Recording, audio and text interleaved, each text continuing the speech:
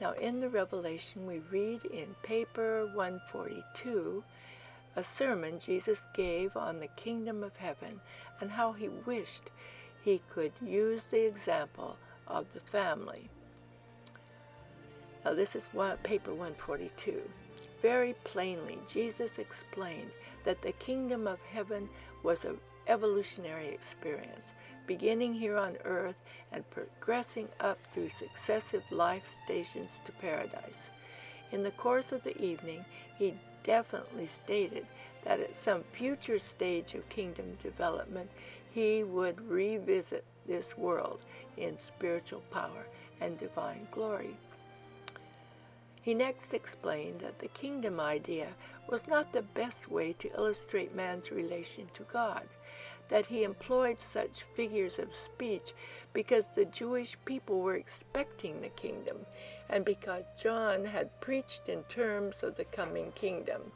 Jesus said, "The people of another age will better understand the gospel of the kingdom when it is presented in terms expressive of the family relationship, when man understands religion as the teaching of the fatherhood of God and the brotherhood of man, sonship with God." End of quote.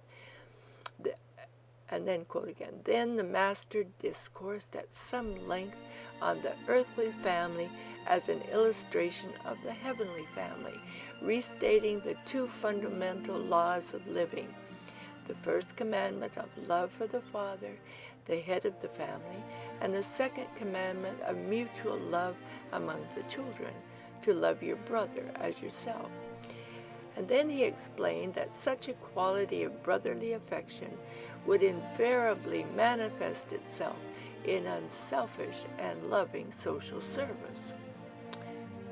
Following that came the memorable discussion of the fundamental characteristics of family life and their application to the relationship existing between God and man.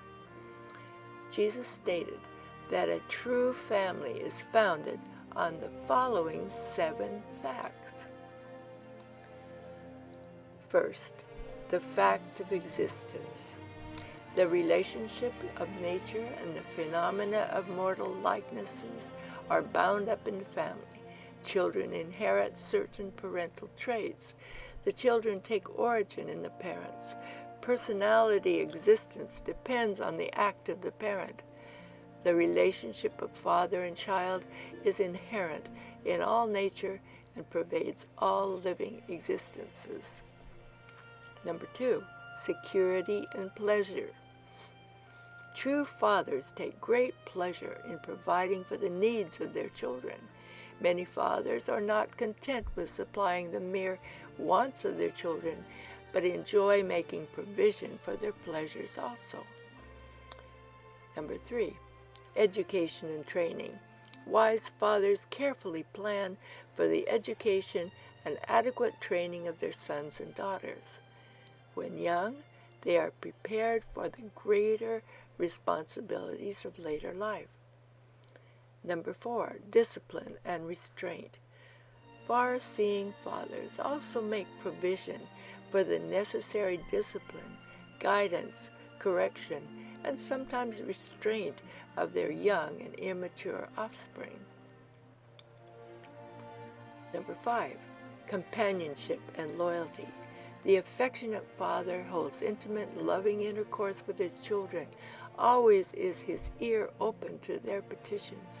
He is ever ready to share their hardships and assist them over their difficulties. The father is supremely interested in the progressive welfare of his progeny. Number 6, love and mercy.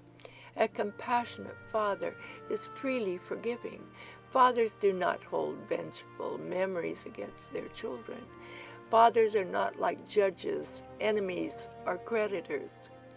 Real families are built upon tolerance, patience, and forgiveness. 7, provision for the future. Temporal fathers like to leave an inheritance for their sons. The family continues from one generation to another. Death only ends one generation to mark the beginning of another. Death terminates an individual life, but not necessarily the family. And then it goes on. For hours, the Master discussed the application of these features of family life to the relations of man, the earth child, to God, the Paradise Father. And this was his conclusion, quote, "This entire relationship of the Son to the Father I know in perfection, for all that you must attain of sonship in the eternal future I have now already attained. The Son of Man is prepared to ascend to the right hand of the Father, so that in me is the way now open still wider for all of you to see God, and ere you have finished the glorious progression to become perfect, even as your Father in heaven is perfect." End of quote. Isn't that beautiful to hear our Savior's words? The focus of the Church of Jesus Christ is the family. The Church of Jesus Christ teaches that the family love and association in our family can be eternal. We are able to participate in sacred covenants in the beautiful temples, signifying our desire to bear the fruits of the Spirit in our lives and be together for time in all eternity. Families are encouraged to have family home evenings each Monday evening, where they can teach their children the principles of the gospel of Jesus Christ, sing and pray together, and have fun times together. The Church understands the importance of recreation and good humor in a balanced life. Since I've mentioned humor and fun times together, it reminds me of a quote in the Revelation that says a surprising thing about humor. It's found on page 1606. And we read, "At the evening conferences on Mount Gerizim, Jesus taught many great truths, and particularly he laid emphasis on the following. True religion is the act of an individual soul in its self-conscious relations with the Creator. Organized religion is man's attempts to socialize the worship of individual religionists.